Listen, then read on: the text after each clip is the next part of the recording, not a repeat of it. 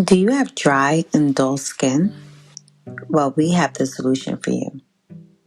With Indira Skincare's facial oils, you can strengthen your skin's barrier to trap moisture and hydrate your skin to reveal a beautiful and natural glow.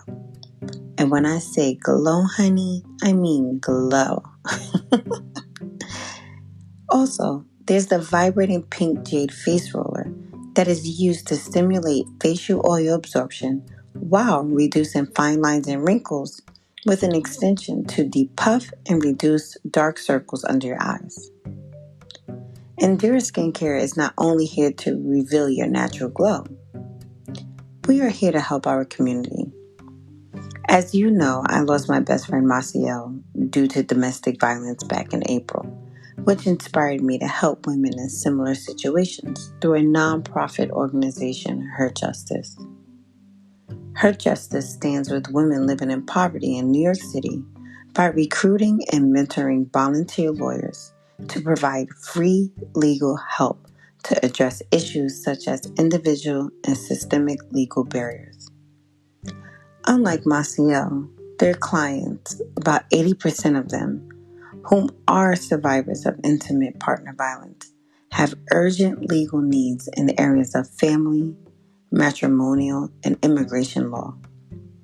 By engaging in advocacy, partnering with community based organizations, and leveraging the pro bono power, Her Justice is working to close that gap to access to justice, particularly for survivors of intimate partner violence and gender based violence. Now, Maciel loved the rose formula and used it daily on her face and her body, okay? Proceeds from the purchase of the rose formula will go to Her Justice to help fight injustices placed against women. With every purchase of the rose formula, you will be supporting women who are struggling in so many ways. This is my way from Masi to give back in spirit. So I want you to go to enduraskincare.com to make your purchase today. And you also can find out more information about how you can support Her Justice.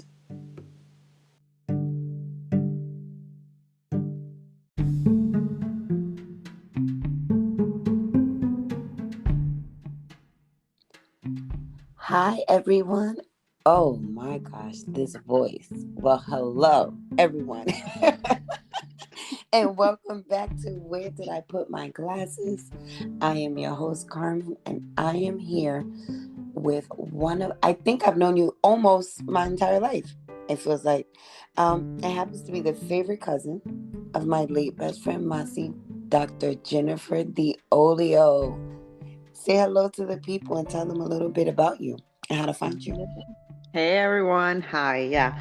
Well, like you said, I like to be just called Jennifer. My Mm, patients ask me, what should we call? I'm just Jennifer, Jenny, if it's cool.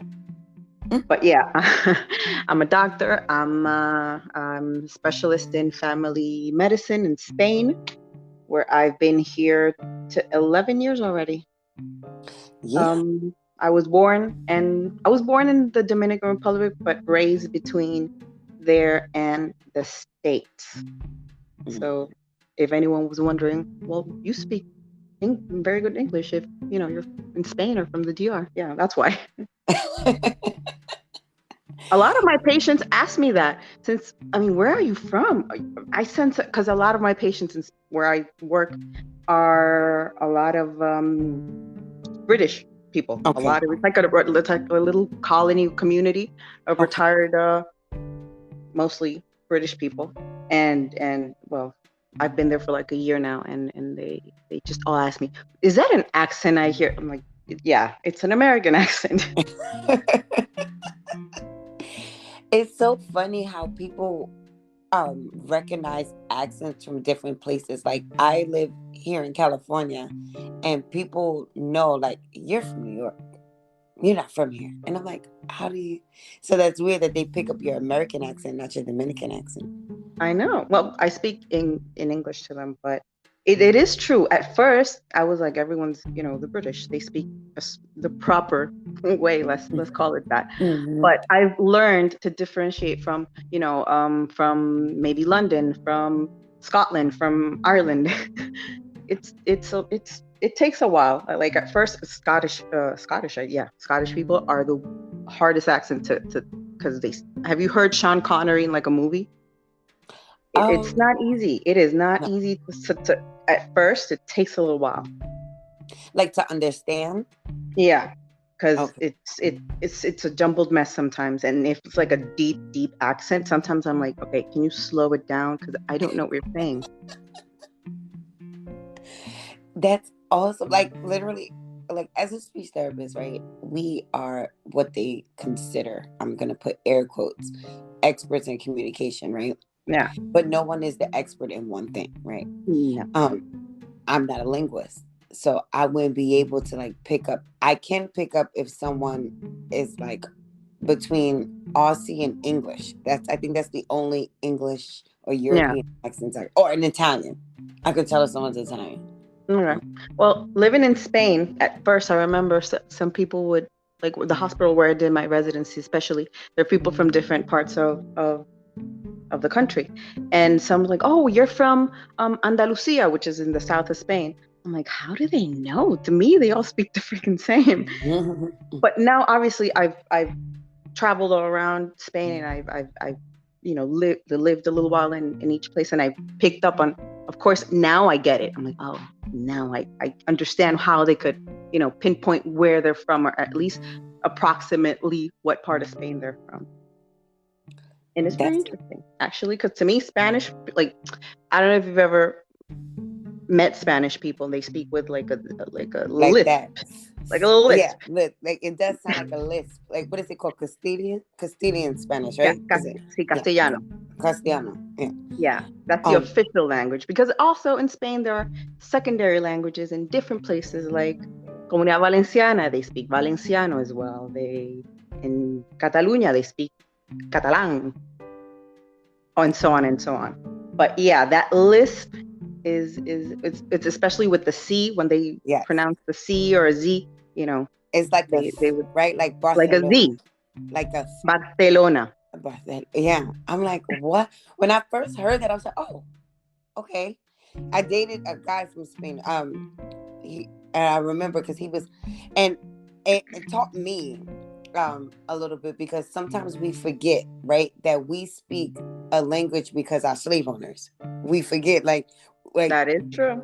Yeah, so I speak English because my slave owners were English, or like Dominicans speak Spanish because their slave owners were from Spain. You know what I mean? Like, so I remember when I met him and he was like, he was Spanish. I said, you can't be, because he was like blonde hair, blue eye. And he was like, no, I'm white. I'm Spanish. I'm from Spain. And he was like, I'm European. And he like broke it down to me. I was young. Young. That's when me and Masi was pop locking, thought in it. In the streets of New York. Those were the days. Yeah, when we were dating anybody. I was young, but it stuck with me, and it like taught me, because in my head, all of my friends are Puerto Rican and Dominican. So if you were Spanish, you were either that. You weren't. You were nothing else. No, it took a while to get accustomed to the understanding a lot of things here, and the customs, and a lot of it's a cultural difference. There's a lot of differences from Europe in general, and the States, or the DR. The DR, sometimes I don't even, it's a third world country. You can't count it for a lot of things.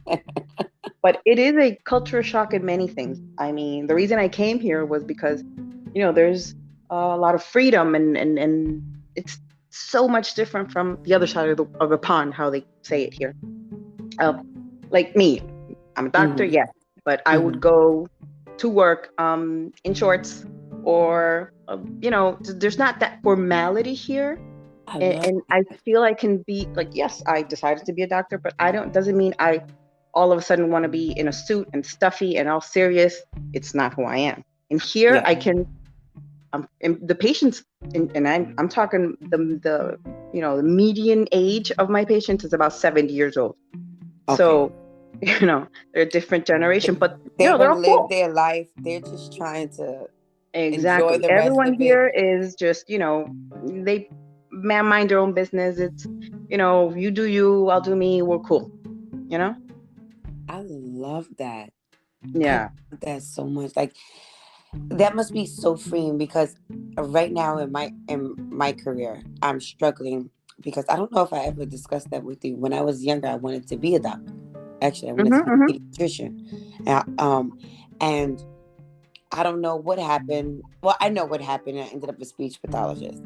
And I love what I do, but and not regret, right? Because I love my life and I'm grateful for everything in it. I can say yeah. for the most part, I am grateful and I've done well in life, even as a speech pathologist, because I know there's a lot of speech pathologists who have not had the opportunity to do well, right? Yeah. But I feel like there's so many constrictions. My friend and I did an episode and also a live about the personal versus professional, where they uphold speech pathologists sometimes to these weird standards, Right? and we can't even be ourselves. We can't even be our true selves because I we're get always you. afraid of someone seeing it and then just, oh, you're not setting an example for the Right? I people you mean, serve. I'm here to do a job and Yes. not, I mean, I get in a way what they kind of mean by setting an example. For example, me. Mhm. Um, I'm supposed to tell you, you can't be obese. You have to Mhm. eat healthy. You have to. I was morbidly obese and I lost all that weight And you look because, amazing. thank you. But most importantly, I feel healthy. I did it for my Yes. son. I have a 7-year-old son. And I figured I was 32 when I'm 35 now. And I was like, okay, how can I preach, do this when here I am and I look, this way. And obviously people see me and they're like, how am I going to listen to her if, she's not even taking her own advice? That was part of the decision to lose weight. But, Mhm. that's as far as I think I can go. But me, for example, I have tattoos, I have piercings. Yeah. You take it or leave it. I have it. Doesn't obstruct. It doesn't um, And change the fact that I'd say I'm a good doctor. So mhm. far, I haven't killed anyone, but it doesn't hinder my ability to doctor. Let's call it that. Yes. Yes. I'm a professional. I'm a good professional. I do my job well, but that's what I have to do. But once I walk in the door, I put my lab coat on.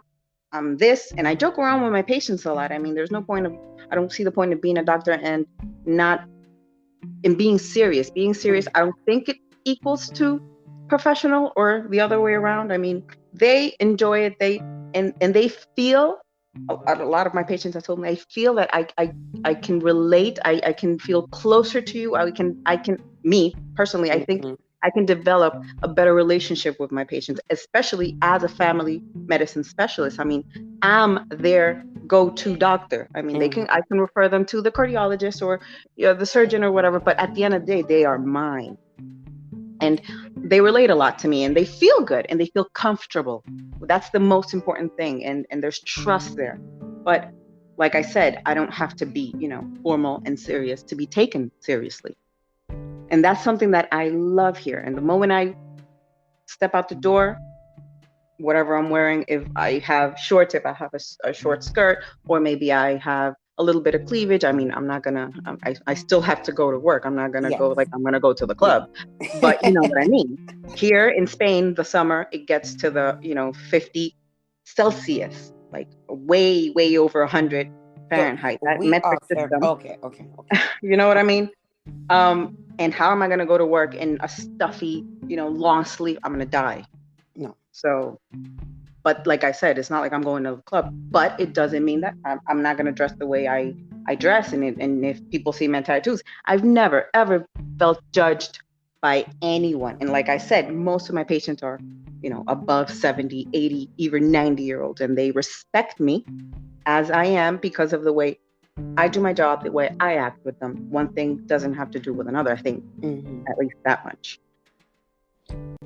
That's awesome. Like that freedom. And Exactly. bel- I'm sure, I am almost positive it isn't not that way.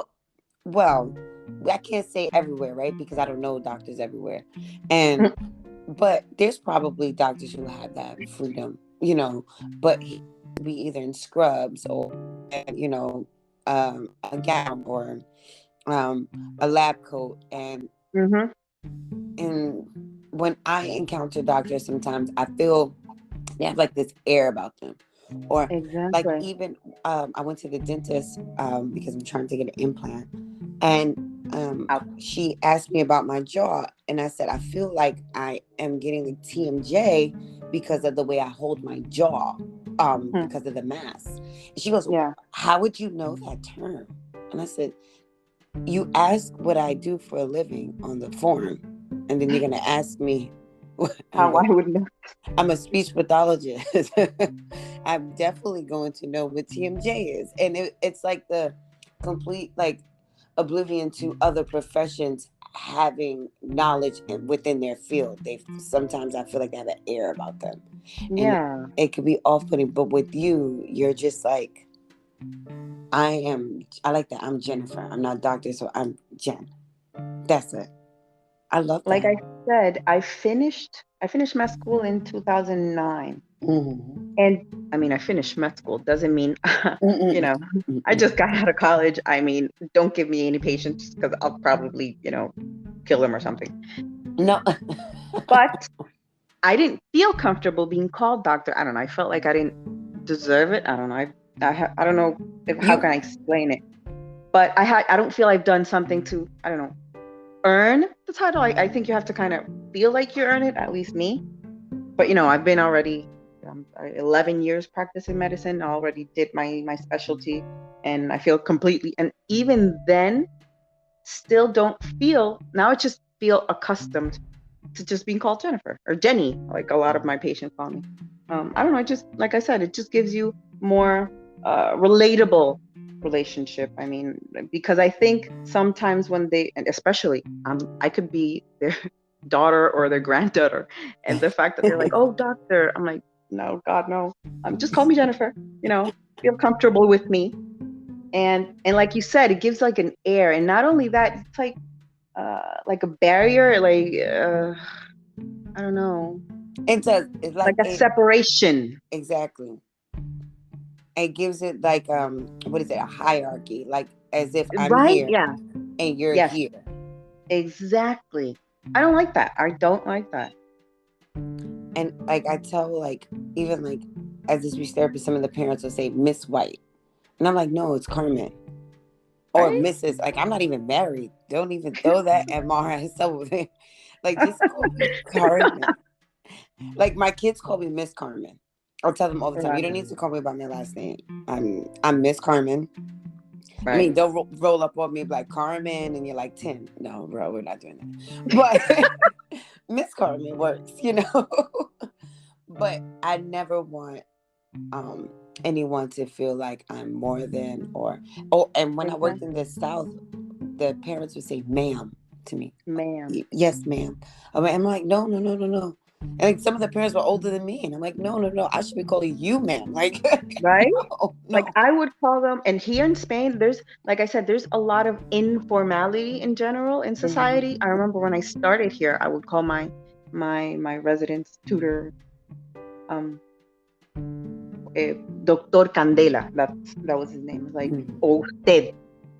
It's like, yeah, like a term of respect for elder, like ma'am or mister. Okay. But he's like, just call me Juan, you know?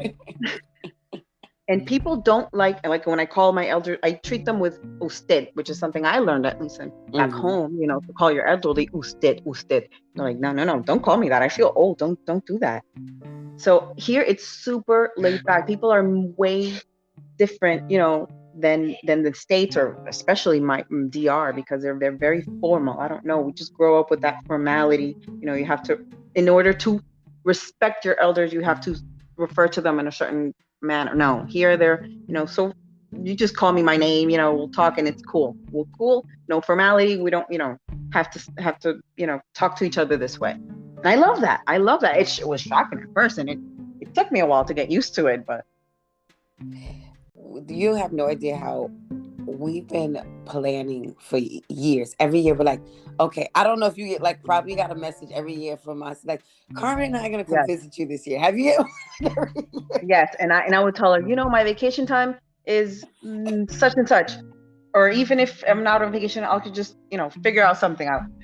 But it actually around a week or so before the fact, we were speaking about that, and she's like, "Oh, in October, this and that." I'm like, and by that time, I took my days off in October. I already had them scheduled. Oh, couldn't we be. we were so excited. We like finally was like, okay, we're finally going. She was able to get off from work. We're like, we're going to see Jen finally after all these years. And I was like, "You have to reach." She's like, "I'm like, where do you want to go? Please don't say Madrid. Madrid, you'd be surprised. I mean, yes, Madrid is. You have to go at least see it once, or Barcelona. But personally, I've literally been all over Spain, and the south just calls to me. Andalusia. It's people are so, if they're relaxed in general in Spain, people from Andalusia are just, they have an air about them. They carry themselves just a different way, and they're very familiar with you, and they're just very, very accommodating. I just love it there, and it's of course so beautiful. And she's like, "I want to go to Sevilla." I'm like, "Yeah, Sevilla is great, and great food and great everything." And that's like, all right, we're definitely going there, and then I'll figure out where else we're going to go. But yeah, the south is to me much better than Madrid or Barcelona, but the south is it. See, and when you think, I think it's because you only hear about Madrid or like Barcelona. You only hear about Yeah. those places. I guess it's widely, it's a huge tourist area, right? Oh, of course. So that's all you hear. You never hear, and just like even here, like and as a New Yorker, right? People hear about like the Bronx or Brooklyn, and then they're like Yonkers. What is Yonkers? Right? And it's like, hello, we're an entire city. Okay, we're not even a town. We're a city, and it's like, no, you'd be surprised here, people. How you would want to come here to Europe. A lot of Europeans are just, oh my God, New York. New York. And when they say New York, they're mainly talking about Manhattan. If you mention maybe the Bronx or something, they're like, "What? What is that?" I'm like, "It's other boroughs. It's not just Manhattan." And Manhattan is not that fun. They put a glamour stick in the movies over it, like a wand. Exactly. I mean, they're always, because they refer to the movies, and that's what like. People would know, just let's go to Barcelona or let's go to Madrid. But no, there are. In fact, my favorite place in all of Spain is a town that is literally two streets. One that goes up and one that comes down. It's all the way up in the north. It's called Santillana del Mar, and it's like a medieval town. It's literally medieval houses. Ooh, it's awesome. When you come, we have to plan something. Okay.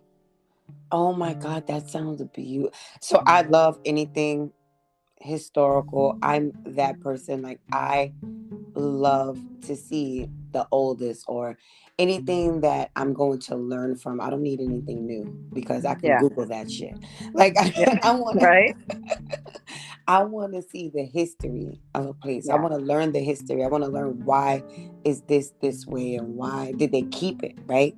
Because they could have easily changed that town, but what made them keep it in its state that it's in? Did you ever find out why, or they just like, we don't care, dude? Yeah, well, in Spain you got a lot of that. A lot. I'm talking. Not even. Romans are old enough. The Roman conquerors. But before that, there's I don't know how you would say it in English. Here in Spain, at least in the Península Ibérica, Visigodos. Those were even hundreds of years before the Roman. And there are cities here, like for example Toledo, that it's called la ciudad de las tres culturas, the city of the three cultures. They have because here there's, in Spain in general, there's a lot of Roman, Islamic, and Jewish influence. In that city, you can see all three at the same time. Like, you can see a cathedral here that was a Visigoda or a Muslim mosque before, and it was converted to, and it's very super interesting. I mean, I'm not religious at all, but I get a kick out of all of this because it's just so interesting and actually very beautiful. I could imagine. I could only. And even my son is already, he's like, whenever we go to any city, he's like, are we going to go to the catedral? Vamos a ir a la catedral? Are we going to go to the cathedral? Because cathedrals here are beautiful. I could only imagine. I haven't been to Europe, but I've been to Asia, and they have a lot of Islamic Yes. Culture, and I've been to like mosques that are just like grand, gorgeous, and gorgeous. You look at it like, oh my God, like nothing in comparison to what is like here. Like, yes. You're looking at it like, that's a mosque. And when they tell you this building is 1,000 something, 2,000 or something thousand before Christ, you're like, wow, that is wow. And still standing and still beautiful. Yes. Like inside out, clean, just the way that, like, and like you said, I'm not religious, but it still gives you like that sense of awe, and you feel like surrounded, like wrapped in like love when you're in these type of environments. Even if you're not religious, you still feel that sense of like covering. It's an experience. It's a beautiful experience, and it, for me, it gives me perspective. Like sometimes we may think we're like the center of the universe or the here and right now it's the most important, and but then you're like, okay, all of this went down and I'm just a speck in the history of this world, of this universe, and it gives you a different perspective once you're in the presence of these things, of these buildings, of these grand masterpieces. Yes. It's grandeur. It's a whole different, like you said, it's not a religious experience, but it's still an experience. And you do, let me tell you, and even with the mosques and the temples, like the Buddhist temples, just this sense of like calmness that you feel once you step into the atmosphere. You just instantly feel calm. And you're like, oh, how, and I don't know, I'm wound tight. I'm thinking about everything I have to. I wake up and there's a running to-do list in my brain, like A, B, C. Yeah, my husband says I'm the type that stresses before I have to stress, so I feel it's natural, and I don't want to be that way. But when you go to these places, it's like it overcomes you and it goes away for just that moment. It is true. It's true. And I would love to. Oh, you got me excited. I mean, of course, I'm talking about Spain because I live here. Duh. You can just take a 2-3 hour trip and you're in a different city and different. Like I said, there's a lot of differences in just the one country. There's so much going on. But I've been to Italy. I was recently in Paris, and the same thing. It's you can't help but feel, awe and just, love it. See, so I've never been. I was supposed to go to Paris for Myra's wedding. I would never forget. Myra was so pissed too because Jeffrey was paying for all of us, and I was getting my bachelor's at the time when she was marrying Jeff. And my professors, I needed to take off mid-semester, and they told me that if I left, that I would fail. And I was in a cohort environment. So it wasn't like I could take the class over next semester. No, I would have had to take the class next year. Oh, Lord. And Myra, she didn't care. She was pissed. Oh, it is. Yeah, because God love her. She was so pissed with me. She tells me all the time that I was too selfish to take. I mean, my grandma used to say, primero Dios y después su santo. I mean, it's basically first God and then his saints, roughly translated. I mean, you have to obviously take care of number one. Yes. Yes. And it's something I've learned over the years. My grandma would say it all the time. I'm like, well, that doesn't make any sense. How can you be so selfish? You have to. But now, and especially after all of this pandemic, yeah, Mm-hmm. a lot of things get put into perspective. And of course, you have to take care of number one.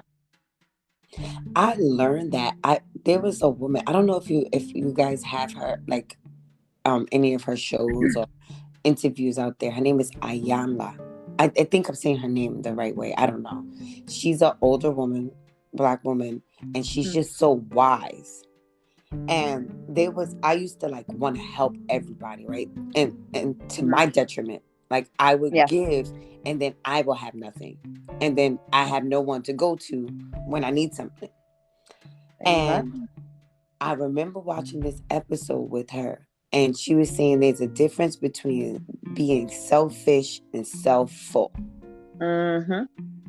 And when you are selfish, it's because you are, I think, and I don't remember that part, so I'm not going to go over that. So, but what resonated with me was the self-full.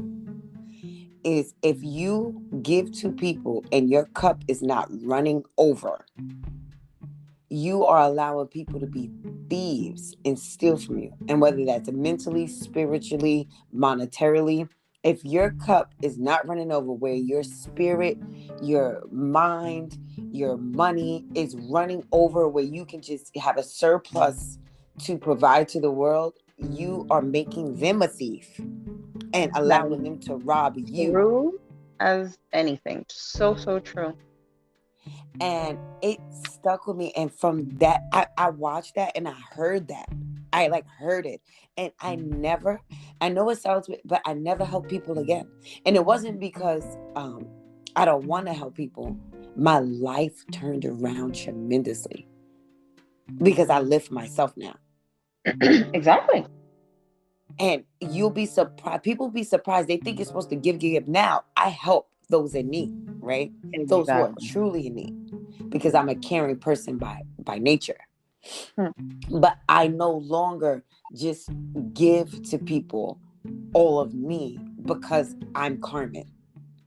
No, it changed my life tremendously. So your grandmother's absolutely right. No, she was. And like I said, after, for example, me, I would work hour in Spain. The full work week is 40 hours, of course, Okay. plus shifts and nights and all that, but 40 hours. And primary care medicine in Spain, at least, it's super. It's like we take care of 90% of everything. Okay. It's my mom. Well, she used to live in the States not so long ago, and she was telling me, to get her an appointment with her PC, it was like 2-3 months. People here in a day or two, they would get an appointment with us. It's very immediately, it's right here, right now. And I'll talk to you about this in a minute, but about the difference in, the healthcare system. Here in Spain, that's the reason why I came, because in DR, I literally saw people die because, they don't have the resources, and you'll get fired if you step in. Oh And I'm like, my you know what? God. I did not decide to become a doctor to bend to whether they have insurance. I don't care about that. That's not my job. Yeah. I'm here to do a job, and I'm going to do it. And in Spain, I was like, I researched, and my mom's like, why don't you go to the States? I'm like, nah, healthcare system over there, and nah. The And here healthcare system is crazy. is over there in the States. I'm sorry, but you still don't have a better healthcare system. But You anyway, it's politics. So. exactly. And like I said, I don't care about the politics. I'm supposed to be Mm-hmm. the doctor and help people. And in Mm-hmm. Spain, there is, well, at least more socialized medicine, and you can help, and you have resources. And I was like, you know what? That's what I want. That's where I'm going. And that's the reason I came here initially. But then there's a flaw, again, politically, here in Spain, because politicians want to obviously gain the favor. They overgive. They give too much, and a lot of people abuse the system here.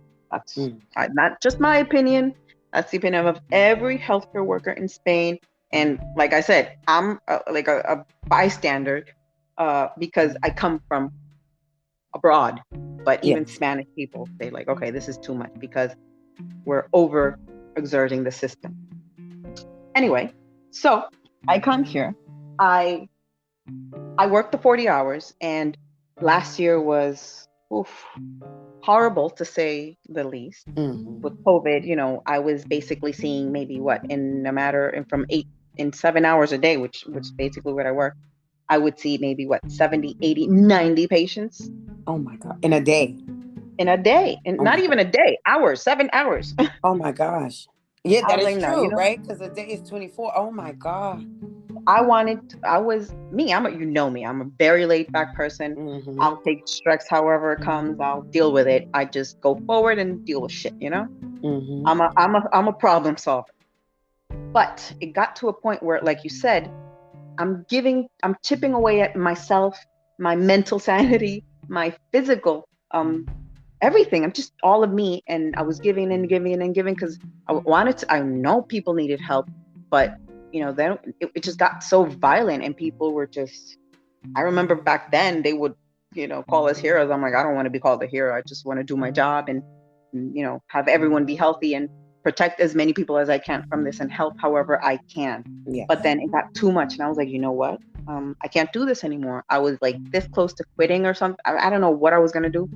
Like, I Yeah. can't deal with this shit anymore. And what I decided was to reduce my work hours to half, 20 hours a day. And I was like, why didn't I do this sooner? And the moment I realized this was when I've been the absent parent, like, so to speak, because, school functions and to pick Yes. up my kid, I'm never there. I have to work. Yes. And then one day I went to pick up my son. It was like the first day I was like free. And he was like, he ran to me. He's like, Mom, thank you for the surprise. I'm like, what are you talking about? He's like, you came to pick me up. I was like, what the hell have I been doing for his entire life? What did I just gave and gave and gave and left nothing for him and me and my family. So I was like, you know what? And a year later, I've gained all that I've lost. I am mentally at a wonderful place. My Yes. family life is amazing. My relationship with my husband, even that got to be, of course I'm carrying stress all day, and that, poured over to the relationship with my mother, my son, my husband, and it was taking a toll. But Yeah. now I'm at a place where I just feel calm and like, why didn't I decide this before? And I remember the moment. That's when you realize you're giving too much. I cried when I told my boss. I was like, I started to cry because I feel like I'm letting you guys down, and you're gonna suffer because the work is gonna come to you. And I was like, it sucked but then now I realize, okay, yeah, I'm sorry, but I can't be there for everyone, and except for me. I mean, no, no. Mm-hmm. And I know now the sense of freedom you have within your life, and you can see it even in your pictures, because you weren't even, I remember, like, you stopped really posting, you weren't really, and then one day you just started posting and you just radiated through the picture. I'm like, you look good, and you can see the happiness. And I know, pictures can be deceiving, but you can tell happiness Yeah, through a photo, and you just look happy. I You look I am. I can actually say for the first time in my life, I am 100% happy, perfect. and I'm happy that you took that time. And I'm not a mom by any means. I mean, I love my baby, Penelope. She thinks she's Mm, my whole kid, and she tells me what to do. She FaceTimes me, yells at me, mm. runs my life. But I'm not a mom. So I work to the bone because I have nothing else to do. So I couldn't imagine what it would be like to work as hard as you do and you did during COVID, and then not be able to. Was that hard, like being scared to bring it home to him or to your family? Hard. Do you know what I did? March. That's when it started all here. I Mm-hmm. would go into work 12-hour shifts, come home, literally get naked at the door. I was like, you know what? My neighbors, if they peek, well, whatever. They probably won't see anything they haven't seen before, so it's all good. I would get butt naked at my door, run upstairs to my room. My husband was the first month was sleeping outside. I was sleeping alone because I didn't want to. Okay. Obviously, I was separated from them in my own home. And right behind me, they would start cleaning things with bleach. And oh God, now I think about it, I'm like, okay, we were maybe overdoing it. But we didn't know back then. We didn't know anything. Yeah. And then like a month later, I was like, you know what? I think I'm going to fall into a depression if I don't spend any time with my family. So I would come out and they would be like on the other side of the room. And I'm like here with a mask. And that at least I'd see them. And my son, I remember that first time I came home and he's like, he would always run to me and, give me a hug, give me a kiss. I was like, no, he started crying. He's like, I want to see you, Mom. I want to hug you. I'm like, you can't. I probably have COVID. My heart. Oh my gosh, no. Right. And it was hard. It was hard. We had to make a lot of sacrifices. Like when I hear people say, oh, you don't know what I've endured. I'm like, do you know what I've endured? I've endured the same things you have, plus some. Exactly. Because it's still a loss. Like you may have not lost anyone in the physical at that time, but you lost that sense of what is it? Not family, the sense of stability. Because when you have a long day, to have that your family to come home to, it stabilizes you. That whatever happened throughout the day, when you come home, everything is better for the most part. I feel exactly. like. No, I come home, I hug my family, I talk about my day, then we'll talk about everyone else's day, and just talk in general and relate and share some time. But then it was I would FaceTime them. Yeah. When I got home. I mean, that's what we did, at least here. See, that was what I reacted similarly to COVID. I was, I worked in the school, and I worked with the elderly doing dining rehabilitation plans and swallowing therapy, like feeding therapy to learn strategies to swallow again. And I had a roommate at the time when COVID first started, and I would feel bad because I would be at the facility and I would be scared to come home. And luckily, like my townhouse, the way it was, I was able just to take things off at the door and put it in the bag and move forward. But I was always scared that I would bring it home to my roommate because and scared that my roommate can bring something to me and I bring it to my elderly patients. Exactly. Their immune systems are already compromised. And a lot of that did happen. At least here, I don't know in the States exactly how that went, but here, at first, there was a lot of issues with elderly homes because of the workers, of course. And then I remember at one point they decided to just keep the workers there at the elderly homes because I'm talking dozens of people would die at first. Oh my God. Yeah, it was crazy. It was crazy. It was crazy here too for the elderly. Like I would feel bad because I would tell, like I remember making the decision to leave, and some of my patients like saying to me like, "No, you can't leave. I need you to be here, and you take care of me." And it's just like for you, it's not for me. I would be devastated if I bought. I don't know if that was a good decision or a bad decision, but I'm fortunate enough to not have contracted COVID at all. Well, I don't typically really get sick, but I didn't contract it. So, but that what if I get it? I describe people, because a lot of people have had all sorts of opinion on COVID, but I just try to explain it this. I mean, yes, what if I get it and it's probably going to be nothing and it's just a common cold? Yeah, but have you ever played Russian roulette? No, and I don't want to. Exactly. COVID would be, I describe COVID like a Russian roulette, a game of Russian roulette. I mean, you don't know if and when you're going to get, maybe you're going to get it, maybe it's going to be mild, maybe it's not. Surprise, I mean, I don't feel like playing Russian roulette with my health and the health of my patients and my family. Guys, I actually, I was scared to get the vaccine because I don't really get sick often, and I'm gonna knock on my wood in my head, but I don't really get sick often, and I don't really get like the flu vaccine, or I never got it before. So I was really nervous to get it. I felt like I didn't have the information. And I felt like the spreading of misinformation was scaring me a little bit. And Jen really helped me put things into perspective. And actually, she's the reason why I actually got it. She, like, remember, I was like, I don't know. And you really like encouraged me to actually, go and follow through with it. After I spoke with you, I literally made the appointment, and I think I'm Yeah.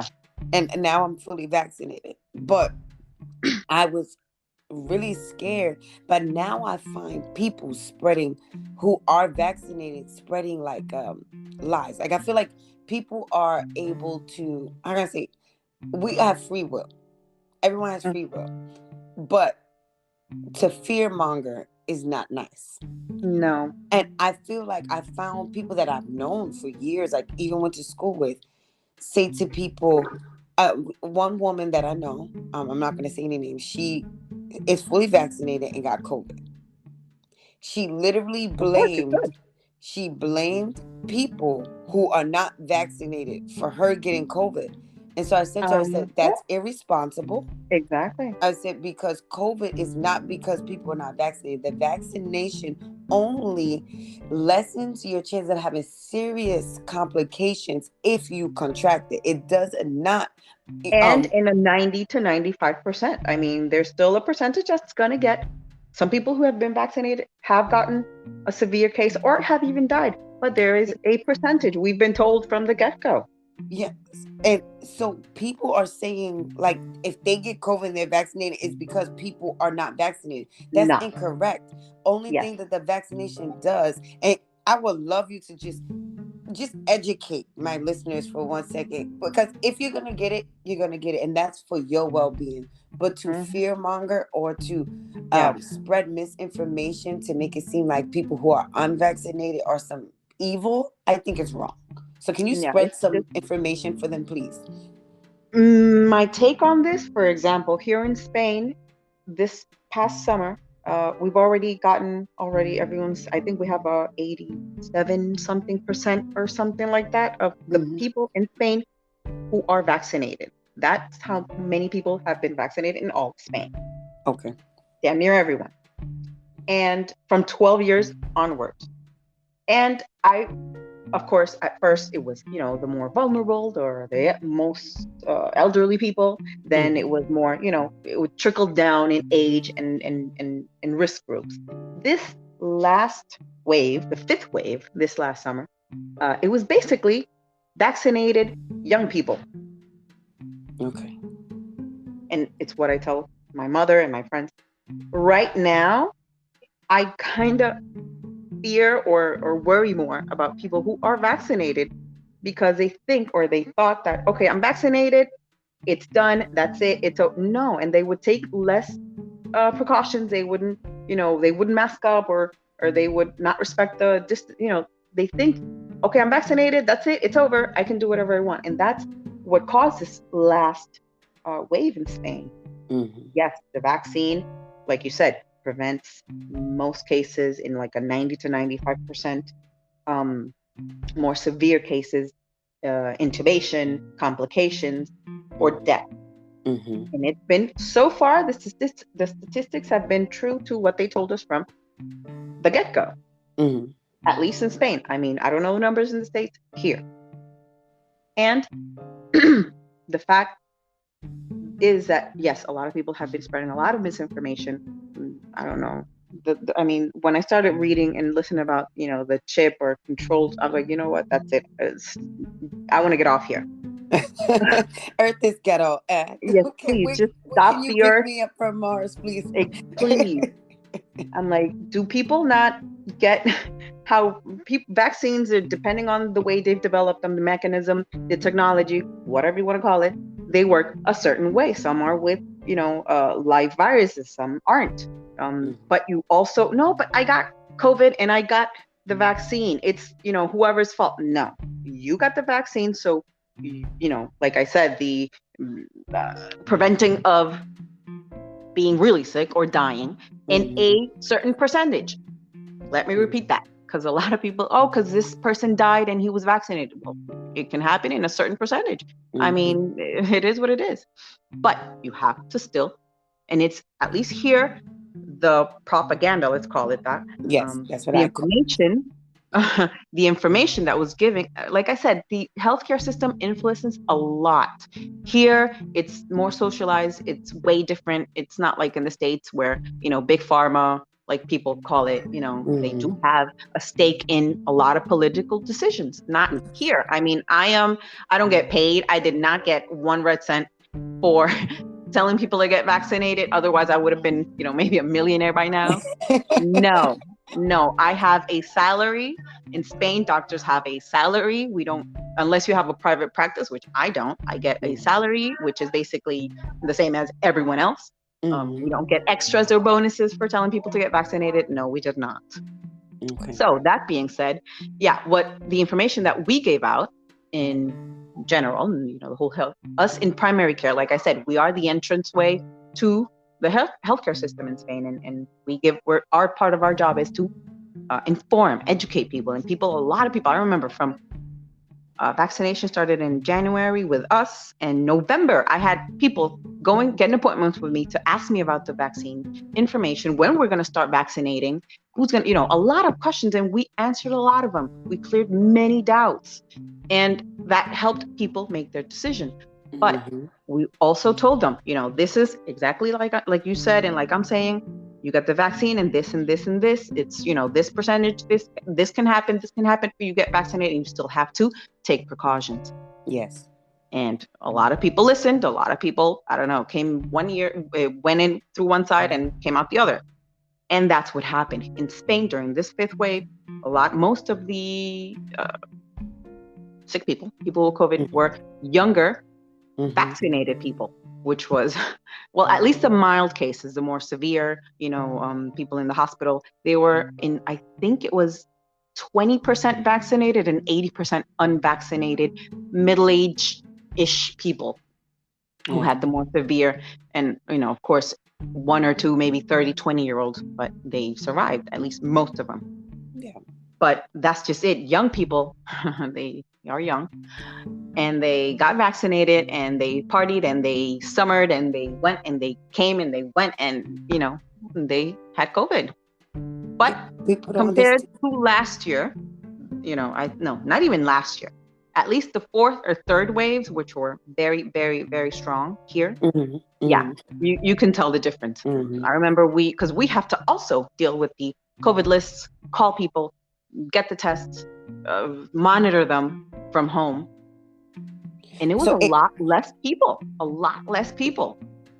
If people want to visit Spain, what are the precautions for vaccinated and unvaccinated? Like, what is the process to enter Spain? I mean, I think I read to come here to Spain, I'm not really sure if they ask you for your COVID passport or not. But otherwise, if you don't, if it's your decision, you have free will, of course. You can decide, I'm not going to fight with you. I'm not going to force you. If you want, better. If not, well, I can't do anything else about that. Yes. But if you don't have like I said, I'm not 100% sure, but at least in France, which is my last experience, they would ask for the COVID passport or a proof of having had COVID for the past 6 months at least, or a negative test. Okay. But they give you the choice. Okay. So do you still have to have a negative test if you're vaccinated? Like, in some places, like Mexico. No. Not here. Okay. Not anymore. Like I said, I have a lot of British patients, and now that they're able to go back home, see their families, they don't. No, they just need their COVID passport or proof or whatever, and they don't also need to get a test. Okay. And what is your take on that? Like for me, I don't know. I get nervous. I don't get sick often. Well, I don't really get sick. When I take off for work, I shouldn't even say this on broadcast, but when I'm sick for work, it's because I want to lay there. I'm not really sick. I just want to not because I feel like it's not fair that people get sick and they get to like have a day off, and and not me. So I make, I make a day. You know how many days I've taken off because I've been sick in the last 5.5 years? How many? 1 day. And I had the start of a pneumonia. It was Oh, 1 day. oh. I've gone to work at 39 weeks pregnant. I've been to work with laryngitis and literally no voice coming out of my mouth. Oh, no. I've been I've been to work in all fever, all sorts of situations, but that day I really felt like crap and I didn't go. But of course, I was damn near dying. I hate missing again. I didn't miss work because if I didn't go, then that means my patients Patience. have to be seen by my colleagues, and that means more work for them, and then I would feel bad. Mm-hmm. Don't you feel that people, and this is just an opinion, my opinion, even if you're vaccinated, shouldn't you still be responsible and get a test, because you could be carrying and then go, even though you're supposed to wear your mask and wash your hands and stuff like that. Yeah. But what if you have it, now you're traveling and you're just passing it on to anybody? I mean, this is each person's moral compass, I guess. And some people, for example, me, I'm very responsible and I feel responsible for others. So it's something I did, but Mm-hmm. other people don't feel that way. And I wish people were more like that, but each one has their own, way of seeing things. And I don't know. I don't know what to tell you there. I mean, it'd be the best outcome if everyone did, be more responsible, not just for themselves, but think of others. Mm-hmm. But clearly, and we've learned this all this last year and a half, that it's not the way people work. No, especially in the United States. I'm telling you, the US is so ghetto. No, the US, literally, people in Spain are in shock when they read some news about the States and how things are going down. They're like, what is wrong with them? I'm like, Tell no, them I to don't send know. us some love, like with Lord. love from Spain. That's what we need here. We do. It's they cannot wrap their heads around it. Like, what is going on there? It's a crazy place. It's the Wild West.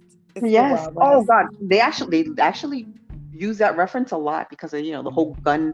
Yeah. I've seen 2 guns in all of the 11 years I've been in Spain, and it's been on police officers. Mm. That's it. Mm. I've never seen a civilian with a gun ever.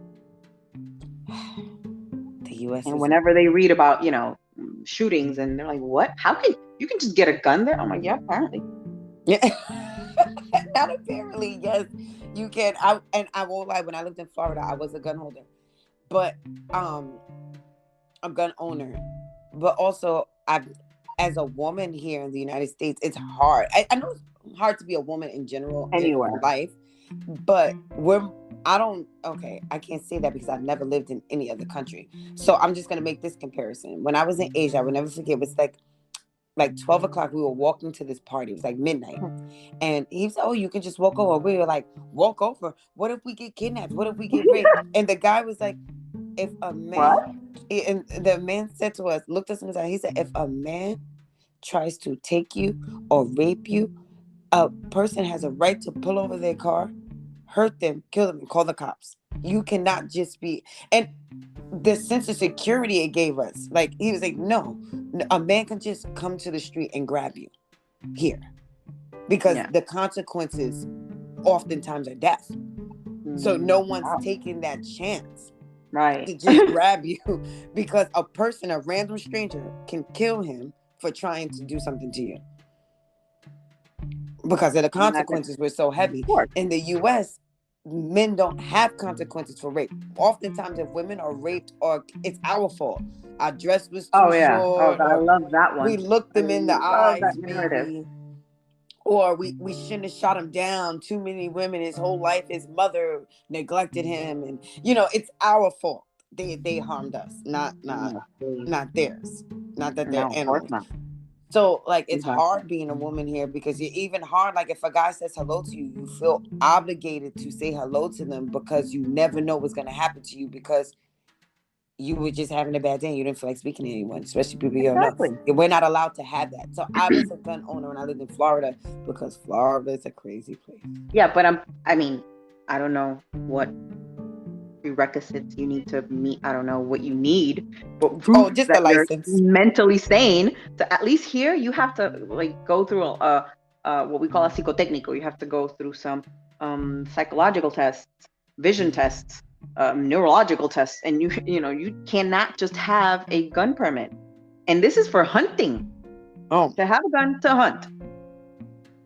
see, we need stringent policies, and I think that's if we had that, it wouldn't be so crazy. But for now, we're here in the Wild West, and I don't really like to talk about politics because I don't want people to be like, "Oh, you said this," and everybody's sensitive, so it's just like whatever. Yeah. Now, with everything, this is my question to you. What would you want your legacy to be? As I know you don't like it, but as Dr. Jennifer DeOleo, like if we can look back in the history books and you were there, Mm-hmm. what would you say? I want them to remember me as this. I want people, at least my patients, to remember me as the doctor who cared about me, who genuinely cared about whether I'm well, whether I'm sick, whether I live or die, that cared about me as a person, not just looked at me as a patient, treated me with respect, with empathy, was nice to me and I've obviously been a patient. And not every doctor is the same. I mean, they could be good doctors, good, medical professionals, but it doesn't mean they're going to treat you or make you feel a certain way. I mean, that changes a lot. That makes a Bedside huge manner difference. That bedside manner can truly impact how your day goes, especially when you're older and you're sick. So I know my mother had, when my mother was sick, it was hard when she would meet doctors who were cold hearted because she was already going through her internal issues because she was battling her own depression because she was so sick. And to have cold doctors will make it worse. Mm-hmm. It does. Personally, I don't like it. And I was taught to treat others the way I want to be treated. So I've put that into my medical practice. I mean, yes, I try to be the best doctor I can. Obviously, that's kind of my job. But I also treat everyone the way I would like for them to treat me or my mother or my son. Like, what if, and I have been in that position where my son he was born with a heart defect, and I've been through, a lot. And I feel that at least in Spain, most doctors are wonderful, wonderful people, not just professional people. They make you feel at ease. And that, like you said, it makes the difference. I mean, you're already going through something, whatever it may be, of whatever nature, but the last thing you need is someone to make you feel worse. I mean, yes, they might help you heal whatever illness or whatever, but how they do it makes a huge difference. It makes a huge difference. The psychological effects a physical ailment can have. There's a lot, there's a big physical, psychological element there. And people, I don't know, a lot of people, doctors don't practice that. It's like, yes, I have to be a doctor and that's my job and I'm helping you. That's it. I mean, you shouldn't complain, right? I'm curing you. No, it's not just that. It's not just that. I like that. Legacy of care. You need to come in and teach a class on care here. Well, I want to thank you so much for sitting down with us and just informing us, one, on what it's like in the medical world and in other countries and just what it's like in general.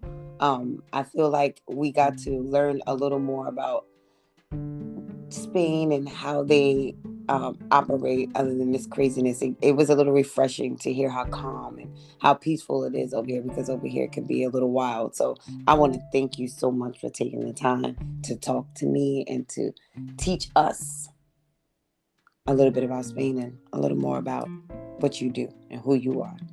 Thank you for having me. It was fun. I had a lot of fun. And please tell the people, if I don't know if you share your social media or not. Some people do. So if anyone has questions or they want to, do you have a way for people to contact you? Well, I don't have professional social media. I just have my own personal. But hey, everyone's welcome. I'm very welcoming. I love new people, meeting new people, and making new friends. So that's always great. In Instagram, my name is Beta_Bohem. And yeah, that's me. That's her. And don't forget, guys, tomorrow is Tequila Tuesdays on Instagram Live. Bring your tequila. And preferably Casamigos. Y'all know I don't do that Pat Ron. Do not come over here with that Pat Ron. And come join me and my friends for some hot topics, hot tea, and some laughter. Don't forget to share Where Did I Put My Glasses with your family and friends. Click follow or subscribe on your preferred podcasting platforms to stay updated on the latest episodes. And give me 5 stars, guys. 5 stars. I don't need 3 or Yes, 2. I need the 5. 5. Thank you. 5. And you know you want to. Okay. Also, the website is up and available. Go to wheredidiputmyglasses.com for information on me, the latest episodes, to make suggestions for future shows, and to sign up to be on our email list. And to interact with me directly about today's episode, you go to Instagram or Facebook at Where Did I Put My Glasses for your thoughts, questions, and comments. Thank you, guys. Thank you.